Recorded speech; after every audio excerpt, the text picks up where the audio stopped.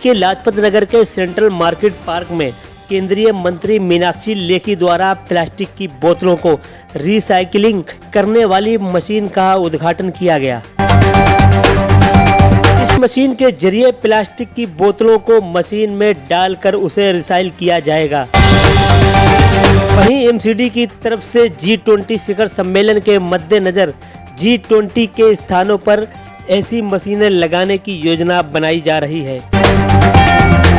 वहीं इस मौके पर केंद्रीय मंत्री का अलीगांव के लोगों ने और यहां के स्थानीय आम आदमी पार्टी के निगम पार्षद के द्वारा विरोध किया गया। देखिए हमारे संवाददाता शाहनवाज खान की एक खास रिपोर्ट, BBC 24x7 न्यूज, दक्षिणी Delhi. BJP BJP Meenakshi Lekhi BJP गुंडागर्दी गुंडागर्दी गुंडागर्दी बीजेपी मीनाक्षी लेखी गुंडागर्दी अत्याचार अत्याचार यहाँ मार्केट में उद्घाटन की क्या करेंगे?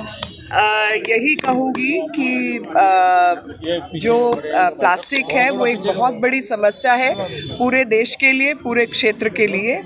अब प्लास्टिक को अलग करना बहुत आवश्यक है और इसलिए हमने प्लास्टिक की क्रशिंग मशीन यहाँ पर लगाई है और प्लास्टिक की जो भी वेस्ट है उसको वहाँ पर अलग करके फेंका जाए। कितना फायदा मिलेगा मार्केट के? स्वच्छता अभियान में बहुत बड़ा फायदा मिलेगा और स्वच्छ भारत का अभियान चलता रहे, सब लोगों को ये समझ भी हो तो वो काम हो। मैम, समस्या लोगों ने कुछ बताई आपको, यहाँ पर क्या है उसके समस्या का कुछ समाधान? उसकी एक्सेस तो सेवानगर जब रीडेवलप होगा तभी होगा ना।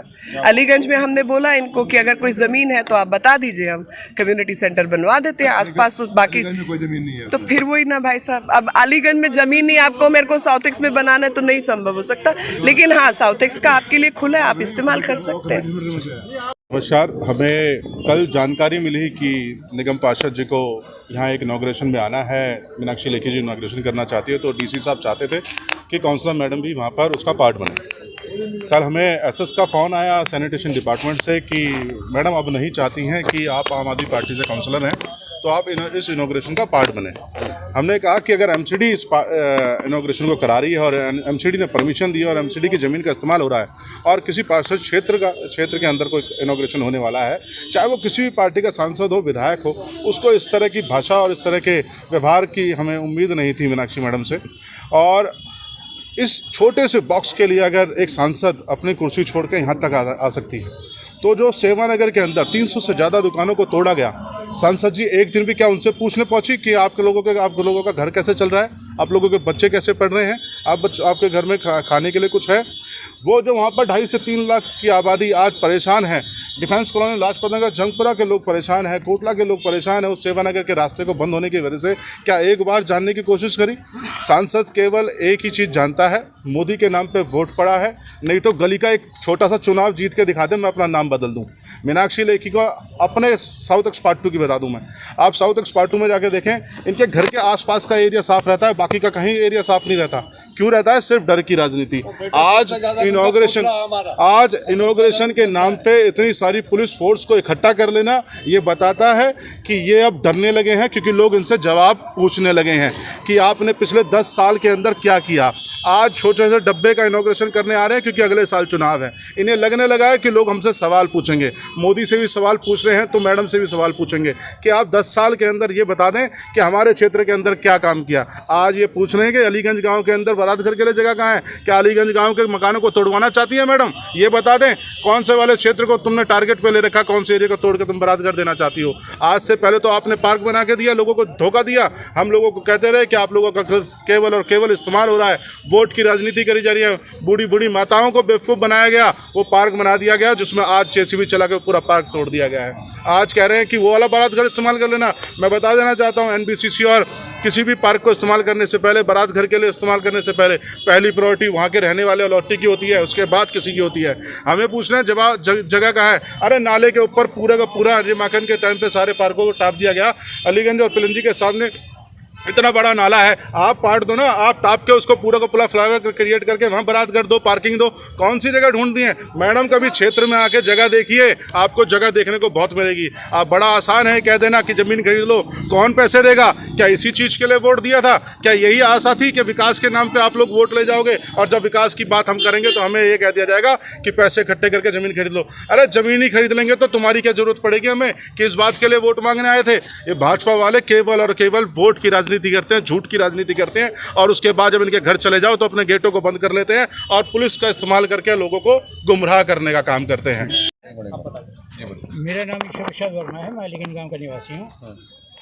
इसी अभी जो इलेक्शंस हुए हैं, कॉरपोरेशन के इलेक्शंस हुए हैं, उसमें मतलब जो है हम सब लोगों ने देखा कि लेखी जी, मैं अमान्य कहूँ या आदरणीय कहूँ या जो भी मतलब मैं उपाधि ने दूँ, इन माननीय लेखी जी ने वहाँ हमारे भूतपूर्व मतलब जो है काउंसलर के मतलब जो है ऑफिस के उद्घाटन के समय इतना बड़ा आश्वासन दिया और छाती ठोक ठोक के इस बात को बार बार दोहराया कि मैं आप सब लोगों का ध्यान रखूंगी, मैं रात दिन, मेरे दरवाजे 24 घंटे खुले हैं, मैं बिल्कुल, आप तो मतलब पुराने लोग हो, पुराने मतलब जो, और मैं जानती हूँ कि मतलब जो लोकल लोगों का ध्यान रखना ही चाहिए।